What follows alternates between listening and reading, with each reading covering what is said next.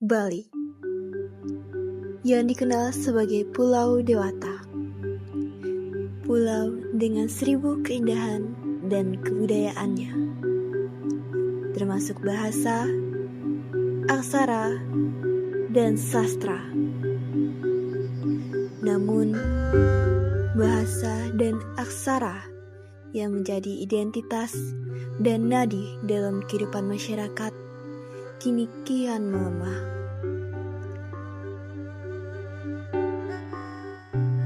Di sekolah diajarkan, di upacara digunakan, tapi di kehidupan sehari-hari semakin jarang terdengar. Jadi, jika begitu, apakah sastra Bali kini tinggal teori atau justru menjadi sastra yang terbelenggu dalam suara?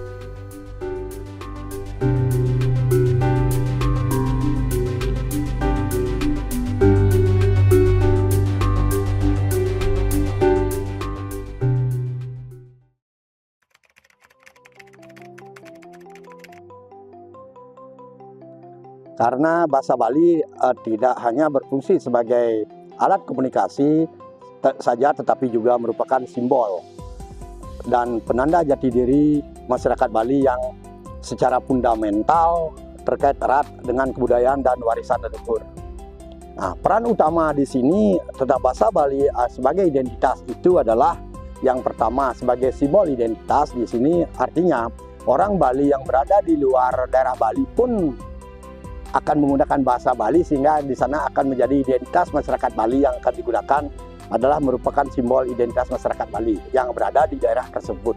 Yang nomor dua sebagai alat komunikasi dan budaya.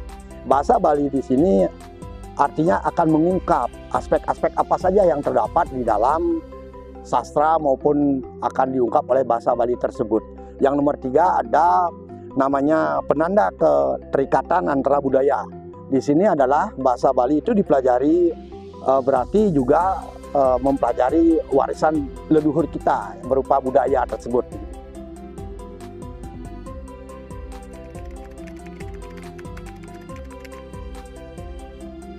Karena pengaruh secara globalisasi maupun modernisasi atau teknologi yang membuat bahasa Indonesia lebih digunakan oleh anak-anak generasi muda karena dianggap lebih gampang, lebih gaul. Begitu juga dengan bahasa asing seperti bahasa Inggris. Karena kita sudah tentunya sudah tahu bahasa Bali mungkin rasa akan ditinggalkan oleh menggunakan bahasa asing karena daerah pariwisata yang bahasanya tidak rumit. Menurut generasi muda sangat gampang digunakan, tidak rumit seperti bahasa Bali, ada tingkat-tingkatannya, ada sourcing-nya, sehingga anak-anak akan memilih lebih mudah menggunakan bahasa Indonesia.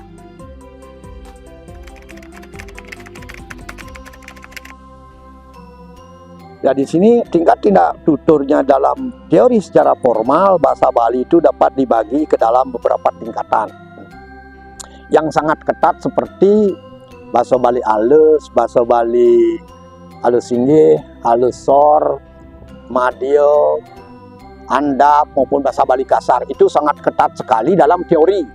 Tetapi dalam kenyataannya, dalam realitanya, penggunaannya tidak seperti itu.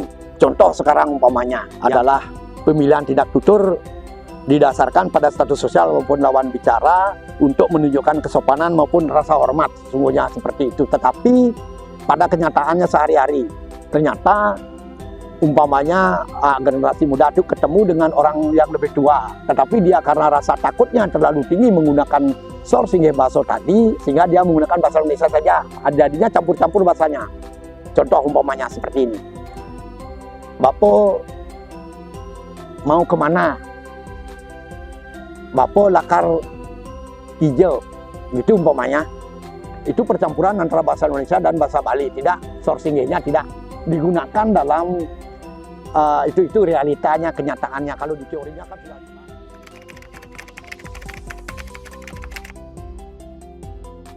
Menurut saya, minat belajar bahasa Bali pada siswa pada saat ini tidak menurun. Nah, kenapa demikian? Karena dalam proses pembelajaran, saya mengadaptasi teknologi-teknologi dan juga situasi-situasi yang ada pada saat ini, dan saya masukkan ke dalam model pembelajaran bahasa Bali.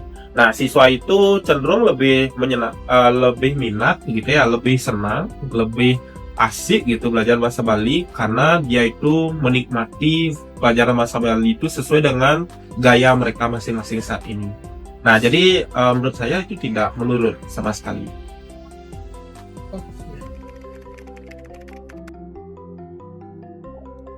Jadi kalau ditanya seberapa sering saya menggunakan bahasa Bali, saya cukup sering menggunakan bahasa Bali ya.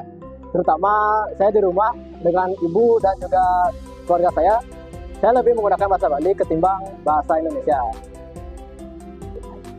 Bahasa Bali sering banget aku pakai di kehidupan sehari-hari, terutama saat ngomong di rumah, ngomong sama keluarga gitu. Jadi lebih sering menggunakan bahasa Bali ketimbang bahasa yang lain.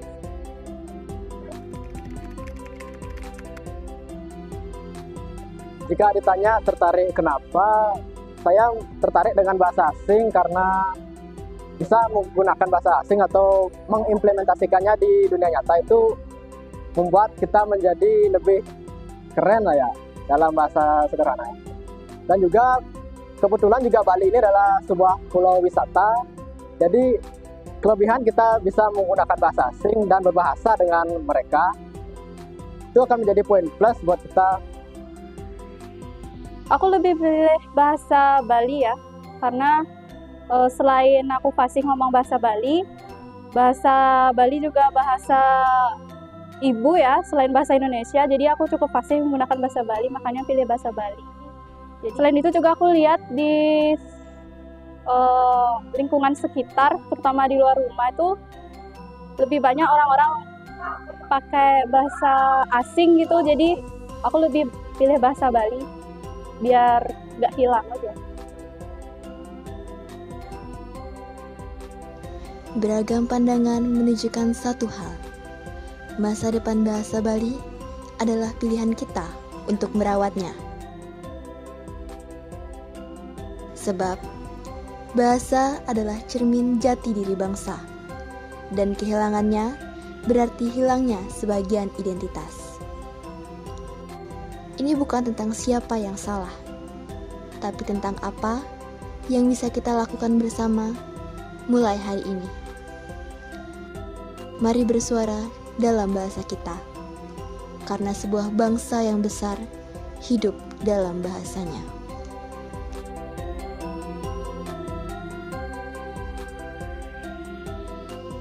Karena itu, kini giliran kita